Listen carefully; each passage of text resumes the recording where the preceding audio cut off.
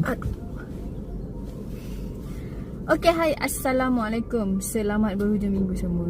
Okay, hari ni saya nak cerita pasal kenapa orang dekat luar sana dia macam mana bukan kenapa. Dekat luar sana, orang berbadan besar ni dia ada 3 kategori. Kenapa dia berbadan besar? Yang pertama, dia selesa dengan keadaan dia. Dia dah terbiasa dengan keadaan dia dan dia rasa itu tak ada masalah, itu normal. Okay? Yang kedua, dia rasa give up.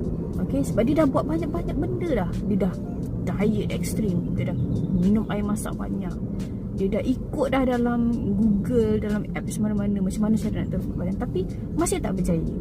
Dan yang ketiga adalah dia tak peduli pun pasal diri dia. Dia lebih pentingkan jaga family dia, anak dia, suami dia. Dia lebih pentingkan kerjaya dia, sampai dia tak fikir pun pasal keadaan dia. Dia rasa macam okey je lah macam ni. Kalau saiz dah kecil, maksudnya kalau baju tu dah kecil, boleh beli baju baru. Macam tu. Okay, so dia dah tak peduli dah apa jadi pada badan dia. Yang penting apa kerja harian dia tu selesai. Okay, so korang yang tengah tengok video ni, korang di kategori yang mana? Boleh komen sikit.